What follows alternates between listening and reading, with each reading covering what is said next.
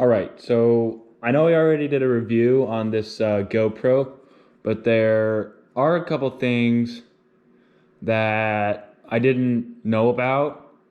So I've had this for well over a year now, and there's a couple of things that are like great about it, but there are a couple of things, and they have better GoPros, but it is pretty cheap. And you can still buy it off their website. I don't know how long you can do that for, but you can for now buy it off their website.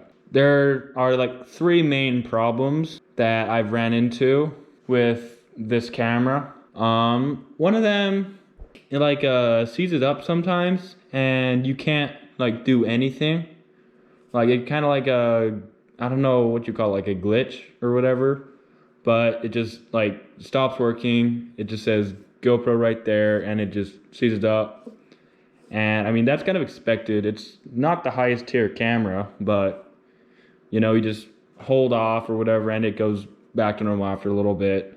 So, you know, just little minor things kind of like that. And another thing, it does have built-in stabilization, but you cannot adjust it in any way. So when like, sometimes you kind of like some stabilization, like when you're like riding a bike or whatever, but sometimes you want it to like stay stationary and not move at all. And it really doesn't do that. I mean, I've had shots where I wanted it to like not move at all, but it still moves. And that is like a problem if you want a certain type of shot, but you can't have it. It's not adjustable.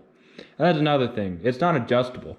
The settings that are on it, you cannot change. So you got your 4K, your slow-mo, and then regular, like just normal stuff.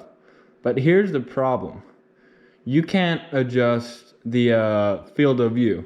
So it's always got this weird curved look to it. So you can't take a picture without the curve and you can't adjust that at all. So that's really annoying to deal with. Like, all right, but you know, I do like having, being able to change my settings, but you really don't get that. But as far as a beginner camera, this is really good for someone who really is like not into cameras.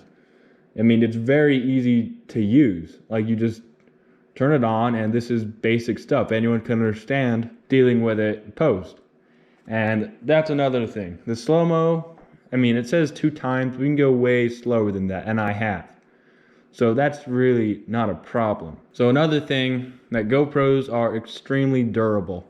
And I have had my fair share of testing that. And as you can see, I do have wear and tear on it. Like, for example, I have this chip in the glass. I don't think it adjusts the footage at all, but it does. It is just something that's there from when I had some fireworks and I was right next to it.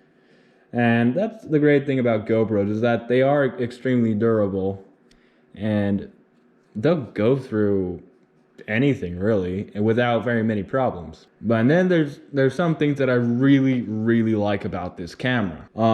The internal battery, at first I was like, oh, that's a bummer. I can't take out the battery. I can't just, you know, take it out and do more footage. But at the same time, it gives you, it's like 90 minutes. And that's, from what I've seen, is more than enough time to fill pretty much anything you need. I haven't really had a problem with that.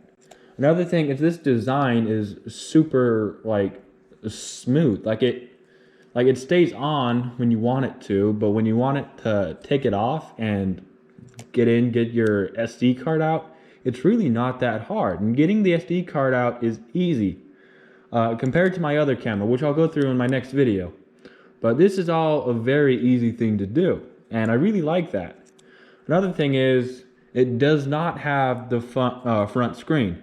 Really, now that I've had it for a while, I really don't mind. Like, if you can change a lot of things with it, you can have the light on or off, but really having nothing right here, in my opinion, makes the camera more durable. I don't know, I mean, it's not the highest quality with the internal stuff, but as far as that goes, it's really good. The biggest problem that I've had with this camera is overheating.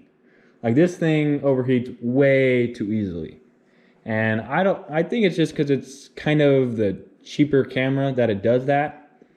But, you know, I mean, if you do 4K, you will overheat. And I've had like 1 or 2 videos where it overheats like a ton and it gets kind of annoying. That's just what happens when you live in a desert. I haven't had that with my other camera, but then again, haven't been using the other camera as much as I've used this one. So other than that, I mean, the footage is not very good for stabilized footage.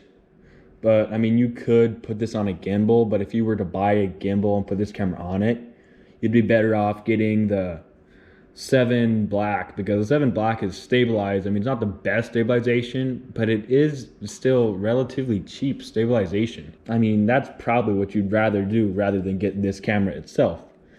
But other than that, I mean, that's pretty much everything with this camera. I mean, I really do like this camera. Besides, you know, the not being able to adjust the settings and all that, that's kind of my only problem with it. Other than that, this has really stood the test of time. I mean, I threw this at everything. I crashed with this thing on, I've thrown fireworks at it. And so yeah, that's pretty much just my long-term review. This is probably a really good camera for someone who likes to bang around a camera, you know? I don't know. That is it. And I will see you in the next one, whenever I make a next one. I do not know. See you later.